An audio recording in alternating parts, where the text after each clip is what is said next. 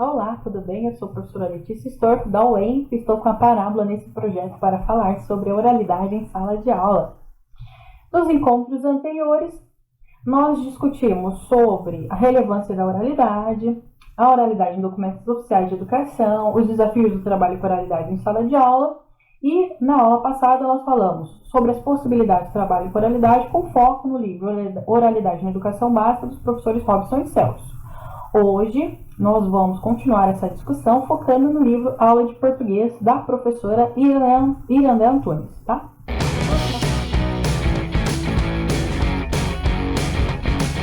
Trouxe uma fotinha da Irandé para quem não conhece e caso você nunca tenha ouvido a professora Irandé falando, no canal da Parábola você encontra alguns vídeos da professora. Então eu recomendo que você pesquise no canal da Parábola o material da professora e assista.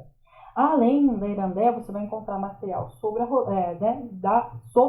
material produzido pela professora Rojane Rojo, pelo Marcos Banho ou Marcos Bagno, pelo Ciro Pocente, entre outros e maravilhosos pesquisadores brasileiros.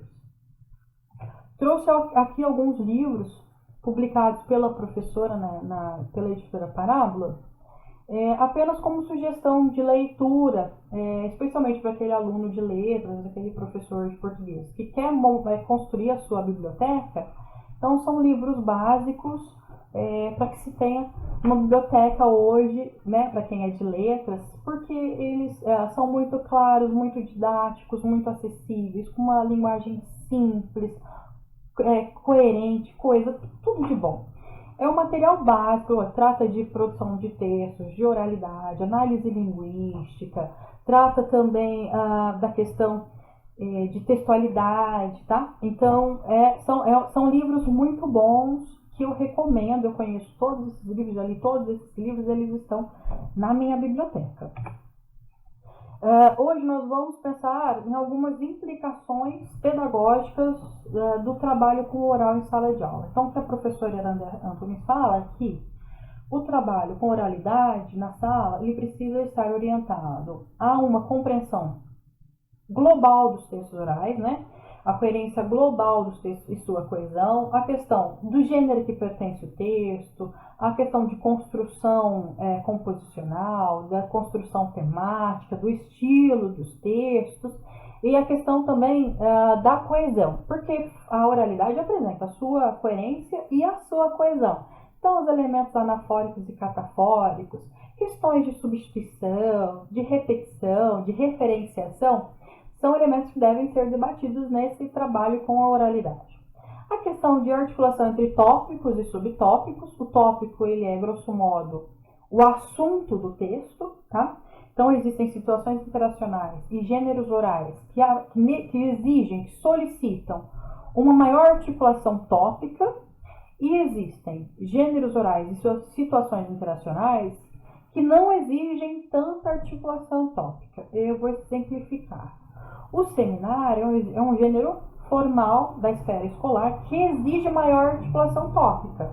Então, se o aluno está apresentando um seminário sobre o barroco na literatura, ele tem que falar sobre a história do barroco, a significação, a origem do nome barroco, os autores do barroco, as obras da literatura barroca.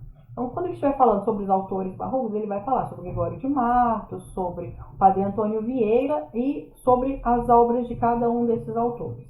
Não se pode, no meio de um seminário sobre barroco, falar sobre encontro vocálico ou falar sobre a coerência nos textos. Precisa haver uma articulação, uma progressão tópica, um encadeamento tópico de maneira coerente e coesa. Agora, existem situações interacionais e gêneros orais que não exigem tanta articulação tópica, em que os interlocutores, eles podem fazer maiores digressões, eles podem fugir do tópico e podem retornar a ele ou abandoná-lo completamente. Então, numa conversa espontânea, uma conversa informal entre familiares e amigos, pode-se iniciar uma conversa sobre receita culinária.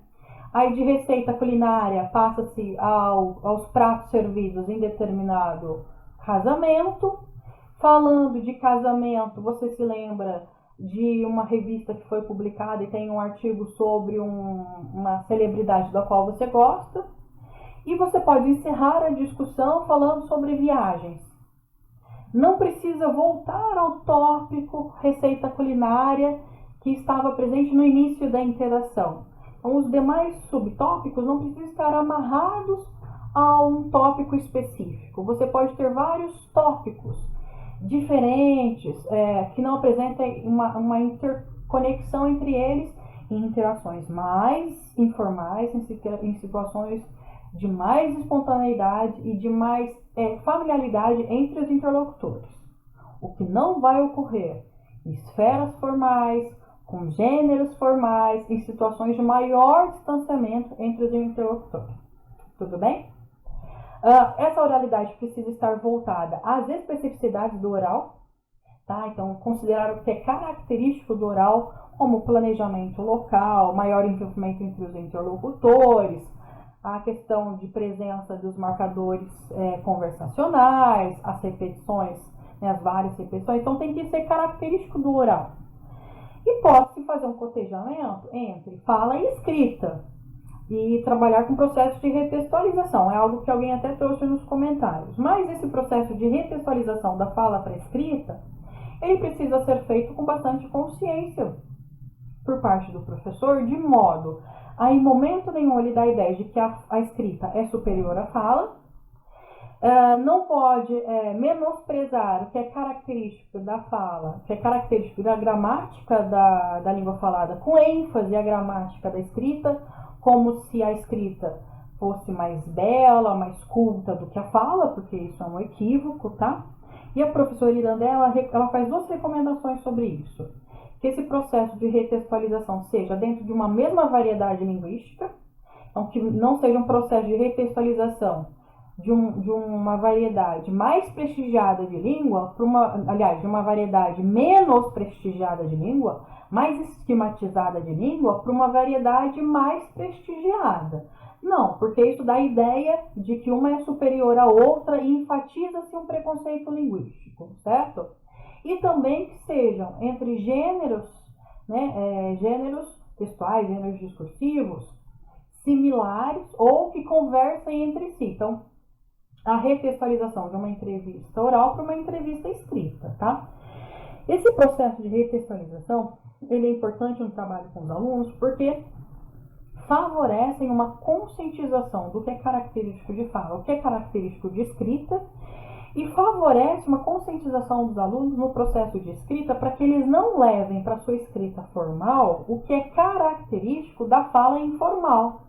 Então, esse processo de retextualização de fala escrita, ele colabora para o aprendizado da escrita do estudante, certo? Desde que não seja feito com preconceito e desde que seja nesse patamar, mesma variedade linguística e gêneros textuais discursivos similares. Tá certo? A oralidade voltada a facilitar o convívio social, então a professora Irandé fala aqui questões de cortesia verbal, podemos pensar também questões de passagem do turno, entre outros aspectos. Por quê? O trabalho com oralidade envolve só a questão de marcas linguísticas discursivas do texto, mas também questões de convivência, de cortesia. Então, quando a gente trabalha com entrevista de seleção com os estudantes, nós vamos falar, por exemplo, de como cumprimentar o entrevistador, como sair de uma entrevista, né? Como se relacionar com o entrevistador, se faz ou não, ou quando fazer perguntas, e questões até mesmo de vestimenta, como que o aluno se apresenta em uma situação de entrevista de seleção. Então, o trabalho com oralidade, ele também fomenta uma questão de convívio social, de compreensão de relações sociais, tá? Então, essa oralidade orientada ao reconhecimento do papel dos elementos suprassegmentais para a produção de sentidos, as pausas, os alongamentos, que mais? A entonação, o aumento ou diminuição de tom de voz. Então, por exemplo, um alongamento ele pode representar um planejamento discursivo e também representar que o locutor ele não quer passar o turno ao seu interlocutor. As pausas, ao contrário, já podem ser um pedido de passagem de turno. Então, o locutor ele quer passar o turno ao seu interlocutor, ele faz uma pausa longa. Também pode representar um planejamento discursivo, um momento de reflexão.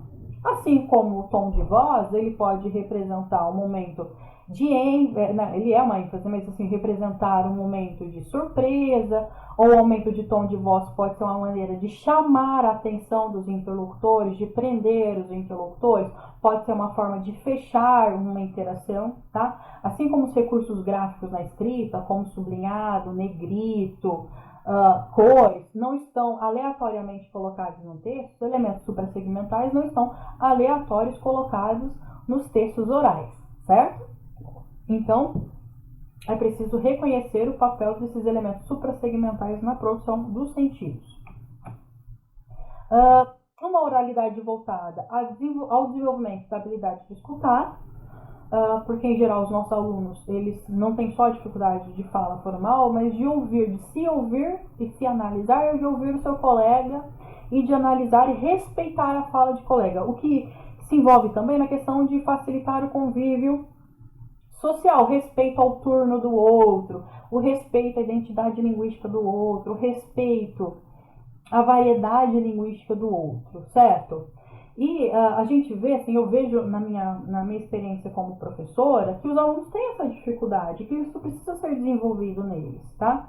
Então, durante a minha experiência como professora, eu avaliei, testei algumas atividades, algumas metodologias para trabalhar essa escuta. E eu recomendo, então, quem tiver interesse nisso, que leia materiais da professora Tânia Magalhães, professora Luzia Bueno também, tá?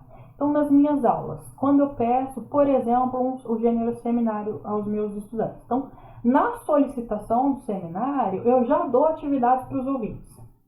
Tá? Então, eu já determino algumas atividades para os ouvintes. Para quê? Para o aluno não faltar na apresentação do colega, para ele não ficar batendo papo, não ficar no celular durante a apresentação do colega, para ele prestar atenção na apresentação do colega. Às vezes eu solicito que ele avalie o seminário do colega. Para todas as equipes de seminário, em geral, toda vez eu peço para que as equipes elas organizem, implementem e avaliem atividades sobre o seu seminário. Então, vai implementar alguns exercícios, pode ser um questionário, pode ser um debate, pode ser uma tirinha, um caça-palavras, qualquer atividade sobre o assunto dos seminários. Às vezes eu peço um portfólio. Então, os meus alunos produzem um resumo do seu seminário e tem as atividades. Então, eu peço para os alunos eles entregarem esses resumos, as atividades realizadas já corrigidas, e também peço um resumo crítico de cada apresentação. E, às vezes, eu coloco, dou uma avaliação, então, uma avaliação seguinte aos seminários, né? Eu trago uma questão sobre o seminário. E, em geral, o aluno tem que falar do seminário de um colega, não do seu tópico, não do seu assunto de seminário. Então, alguma coisa como, olha, em relação aos seminários apresentados, né, discuta tal aspecto que tenha sido apresentado por outro colega, tá? Então, isso é importante para envolver os estudantes na escuta das apresentações dos seus colegas. Por quê? Se nós, como professores, a gente não pensar nisso, muitas vezes os alunos eles não vão valorizar a apresentação do colega, porque ele vai entender uma apresentação de seminário, por exemplo, apenas para atribuição de nota na sua apresentação, mas não como instrumento de ensino para ele, um instrumento de aprendizagem para ele, entendeu? Em que ele vai aprender alguma coisa com o seminário apresentado pelo seu colega. Então, é importante desenvolver técnicas para envolver os estudantes nesse processo de escuta. A Enandé também coloca que essa oralidade precisa estar orientada à apreciação das realizações estéticas próprias da literatura improvisada, como de cantadores e repentistas. E aí é a apreciação, não é retextualização, tá? O aluno não precisa retextualizar os repentes. É apreciar, é ouvir, é curtir aquele momento. Eu, quando trabalhava na educação básica, eu gostava de, quando os meus alunos estavam fazendo exercício, colocar alguma música, algum poema para eles ouvirem, bem baixinho, assim, só aquele fundo, né? Desde que eles estivessem de acordo, a escola estivesse de acordo, que não atrapalhasse os estudantes. Eu deixava uma música para eles ouvirem. E aí eu tinha um acordo com os estudantes. Eles escolhiam alguns repertórios e eu escolhia outros. Eu trazia materiais para ampliar a bagagem musical dos meus estudantes. Trazia Tom Jobim, Caetano Veloso e outros músicos traziam música clássica e eles traziam deles. Então eu ampliei a bagagem musical e cultural dos meus estudantes, acredito, e eles com certeza ampliaram a minha bagagem musical. E foi muito legal e eles gostavam muito disso, certo? De ter essa musiquinha durante as aulas, assim baixinho, de modo a não atrapalhar. E a professora coloca que essa oralidade ela precisa estar orientada a um trabalho com gêneros orais variados. Por quê?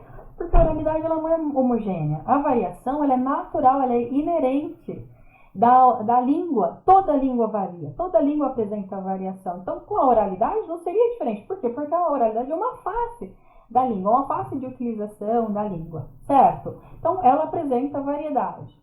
Em seu nível fonológico, sintático, morfológico, semântico, estilístico e também variedade de gêneros. Então eu elenquei, com base nos PCNs e na BNCC, eu elenquei alguns gêneros orais para o trabalho em sala de aula. Então o gênero canção, declamação de poema, audiobook, o cordel, o causo e o monólogo teatral da esfera literária, ou de campo de atuação da literatura, tá? Eu vou fazer uma observação sobre o audiobook.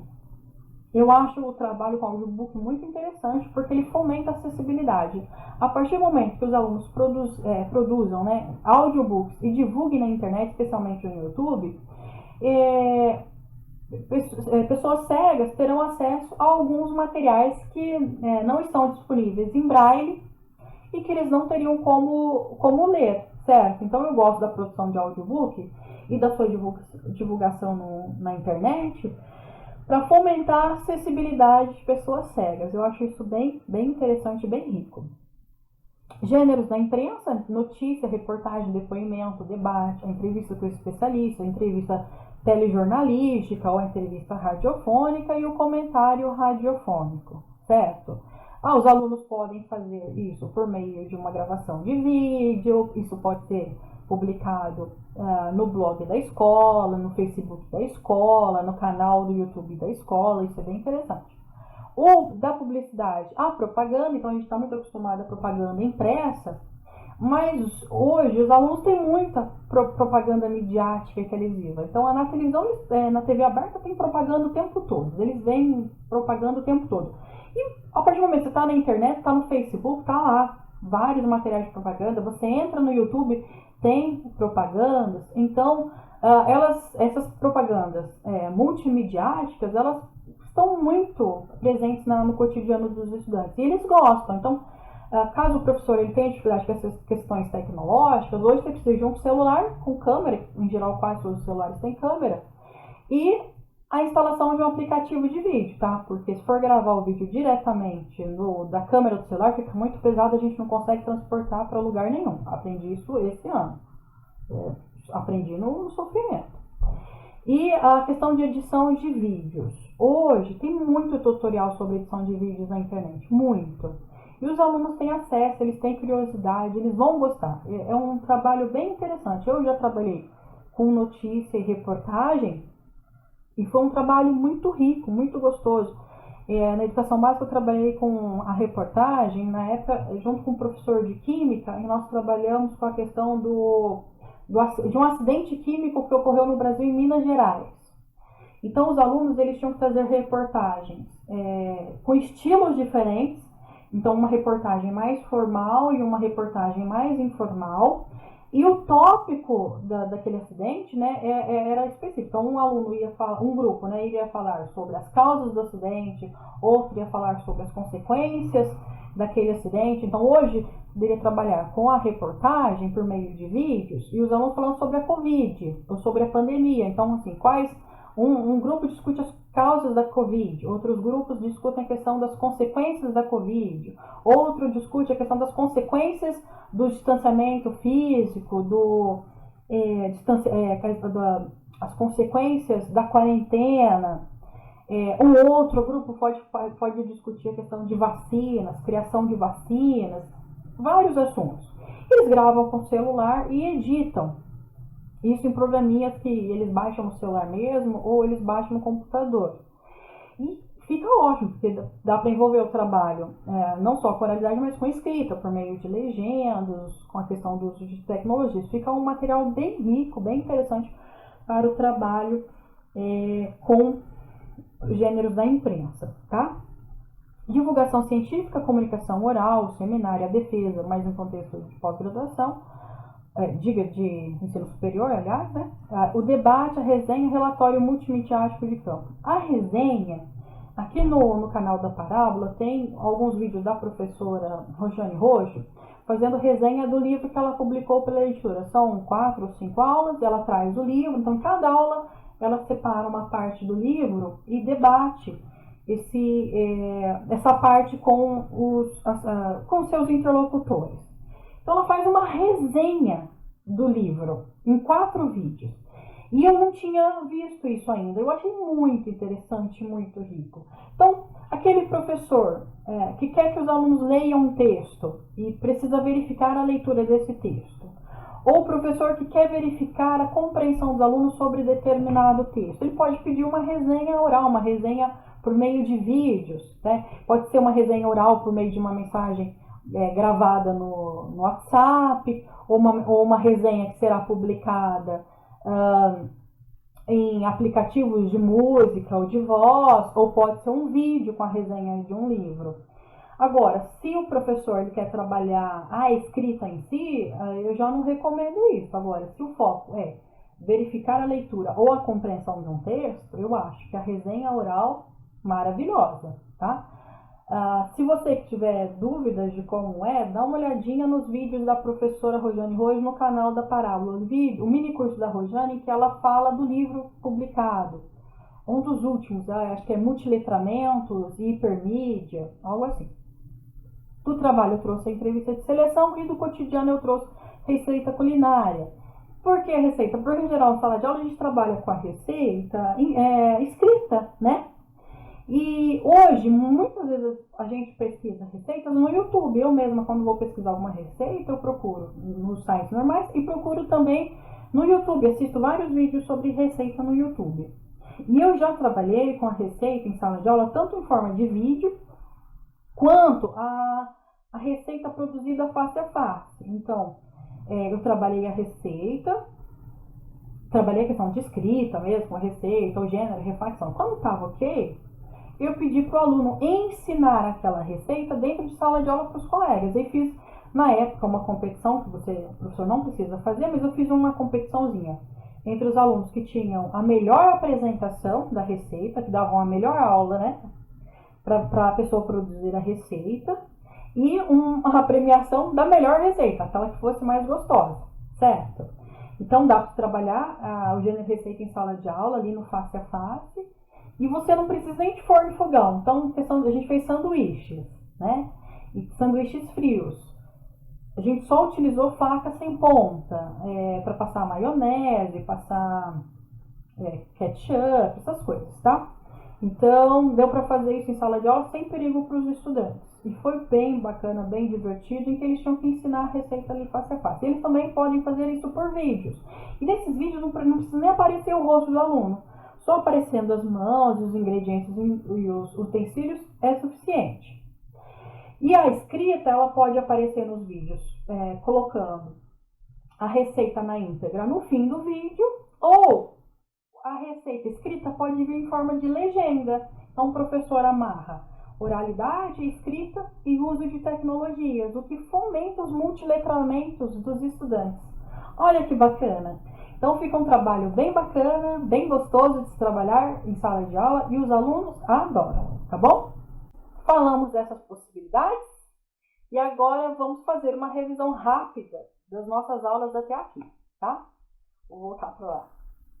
Então, na primeira aula nós falamos da relevância da oralidade, que a oralidade ela é natural do ser humano, todas as comunidades apresentam oralidade, todos os seres humanos, com exceção daqueles com alguma deficiência, apresentam oralidade, que ela nos conecta ao mundo, que ela nos conecta aos outros seres humanos, que a oralidade ajuda na construção da nossa identidade social e individual, certo? Falamos do contínuo entre fala e escrita, que elas se interrelacionam, que elas são importantes para as interações sociais, que elas são importantes para os seres humanos, que não são melhores, né? Então, assim, fala não é melhor que escrita, escrita não é melhor que a oralidade, então que elas devem ser vistas num contínuo, certo? De modo que elas não sejam analisadas como dicotômicas ou como estanques. Também falamos da relação da gramática da língua falada, de aspectos naturais da língua falada, né? Mostrei algumas gramáticas do projeto NURC, falamos da questão de repetição na língua falada assim muito rapidamente e falamos da questão de características de oralidade. Então, que a oralidade ela envolve mais os interlocutores, então há um maior envolvimento entre os interlocutores, há um maior compartilhamento físico e de tempo entre os interlocutores e que, em geral, ela apresenta um planejamento local, enquanto a escrita, em geral, apresenta um planejamento prévio. Então, ainda que alguns gêneros orais eles solicitem um planejamento, como o seminário, o aluno faz um planejamento tópico, faz um planejamento dos recursos multimediáticos, a construção do texto ele se dá durante a interação. Se o aluno preparou o texto com antecedência e decorou, não é uma atividade de oralidade, mas uma atividade de oralização de escrita, que a gente também deve realizar em sala de aula. Então, oralização de escrita, leitura oral de textos escritos e oralidade, produções orais mais espontâneas, tá certo? Falamos do contínuo entre fala e escrita, que os gêneros vão dos mais falados, mais informais, passando pelos falados formais, até os escritos informais, para chegar, por fim, aos escritos mais formais, numa perspectiva de contínuo, do mais para o mais, do mais falado para o mais escrito, tá bom? Falamos da oralidade como conteúdo curricular previsto na legislação, que lá a LDB, na sua versão mais atual, colocou a possibilidade do oral como instrumento de avaliação, já trouxe a oralidade como instrumento de avaliação. Depois, os PCNs trazem essa questão da oralidade com mais ênfase, trazem alguns gêneros orais como indicações para o professor, falam um pouco desse trabalho com oralidade em sala de aula, o que é ampliado e melhorado na BNCC. Então, a BNCC já dá mais ênfase, mais espaço aos gêneros orais, ao trabalho com oralidade, principalmente essa oralidade permeada por tecnologia. Também falei da questão de desvalorização da oralidade, que ela é causada, em geral, pela falta de observação do oral como objeto de exploração, pelo equívoco de se considerar o oral um lugar de violação de regras, pelo foco na informalidade e na reprodução do oral, pela falsa ideia de supremacia da escrita, por questões históricas e também pela valorização do silêncio em sala de aula. Tudo isso colabora para que a gente não faça um trabalho sistemático, um trabalho coerente, coeso com a oralidade na escola, certo? Como começar essa oralidade? Então, partir de atividades mais coloquiais, mais tranquilas, menos planejadas, menos monitoradas, mais próximas da realidade do aluno, até se chegar a atividades mais complexas, mais formais, mais tensas, mais planejadas, mais monitoradas e mais distantes da realidade do aluno. Quando começar? Desde cedo, desde pequenininho. Quanto tempo dar para a oralidade? Sempre dar espaço para a oralidade, se possível em todas as aulas, se não for possível em todas as aulas, toda semana, ter um espacinho para produção e análise da oralidade em sala de aula. E essas atividades orais em sala de aula, elas devem envolver o quê? Elas devem envolver as especificidades do oral, aquilo que é característico do oral. Então, a questão de turno, a questão de marcadores conversacionais, de entonação, de pausas, de gestos, de expressão facial, também a questão de aparência, de postura, tudo isso é específico da oralidade e precisa ser trabalhado nas atividades, tá? A questão de trabalhar-se com gêneros variados, variados gêneros, não focar em um único gênero, como se a oralidade ela se produzisse em apenas um gênero, isso não é verdade, tá? E essas atividades devem ser constantes, elas devem sempre ocorrer na prática do professor, devem estar ali toda aula ou toda semana, não podem ser deixadas para o fim do bimestre ou para o fim do ano, ou fazer como muitos livros didáticos fazem, só um pouquinho de oralidade já no fim de tudo, quando já acabou tudo, explorei tudo, eu vou pro oral. Não, tem que haver constância. A constância é o segredo do sucesso do trabalho com oralidade, tá? Até para que o aluno ganhe segurança e confiança para falar formalmente em situações de fala pública, mas para falar em sala de aula perdendo sua timidez. Essas atividades elas devem ser contínuas, das atividades mais simples para as mais complexas, do mais informal para o mais formal. Então, haver uma continuidade dessas atividades. E apresentando retomada, para que haja maior clareza para o aluno, para que não fiquem dúvidas, para que ele de fato compreenda, para que ele traga aquilo consigo, certo? E também para auxiliar na sua desenvoltura e para que ele ganhe confiança e segurança nas suas produções orais. Então, as atividades por oralidade em sala de aula precisam ser contínuas, constantes, com retomada, com gêneros variados e acentuando as especificidades da língua falada. E, por fim, essa oralidade na sala de aula ela precisa ser pensada a partir de uma dimensão interacional de língua e linguagem. O professor precisa assumir essa dimensão interacional da língua e linguagem, pensando que a oralidade precisa estar voltada às práticas sociais, a facilitar a interação social dos estudantes, precisa estar voltada à observação, à análise e apreciação de obras literárias espontâneas, como os repentes, ao desenvolvimento da habilidade de escuta e outros. Tudo bem? Tudo certo até aqui? Tá claro? Então, vamos fechar. Para fechar, eu trouxe como sugestão a mesa redonda organizada pelo grupo de pesquisa Eduling e pela Parábola. Essa mesa redonda ocorrerá na terça-feira, dia 18 de agosto agora de 2020, às 17 horas, no YouTube. Está disponível no canal da editora Parábola. Eu já coloquei como um lembrete para mim, então no dia 18 eu vou receber um lembrete no meu e-mail. Eu recomendo que você faça isso porque ajuda, caso você não se lembre, possa esquecer ou não queira marcar na agenda. É só entrar ali no canal do YouTube da Parábola, achar a mesa redonda e marcar o lembrete. Então, a oralidade e ensino de língua portuguesa, com a professora Leonor Lopes Fávero, maravilhosa, foi pesquisadora do NURC, tem material publicado sobre a oralidade, e o professor Robson de Carvalho, que é um dos autores do nosso livro Oralidade na Educação Básica, esse livro incrível que nós trabalhamos nesses nossos 5 encontros, tá certo? Então, agora para encerrar, de verdade, eu quero fazer os meus agradecimentos. Eu quero agradecer em especial, né, à editora Parábola por essa parceria, por esse momento, né? Então nós iniciamos a parceria neste curso. Eu quero agradecer o espaço dado pela editora para que eu estivesse aqui com vocês nessas 5 aulas. Foram curtas, foram rápidas, mas eu gostei bastante, achei muito válido esse curso para mim e achei muito interessante para mim esse curso mesmo. Espero que tenha sido para vocês também. E quero agradecer a editora em nome do professor Marcos, que é o seu proprietário, né? O professor Marcos, que coordena todas as produções da editora Parábola. Mas o meu agradecimento especialíssimo para a Andréia. Andréia, obrigada, tá? Andréia, editora da Parábola, é o meu contato direto com a editora, foi com quem eu fiquei trocando ideias, mandando e-mail, mandando mensagens, ela que me aguentou durante a produção desse curso. Então, um beijo especial para a Andréia, muito obrigada, viu, Andréia, de verdade.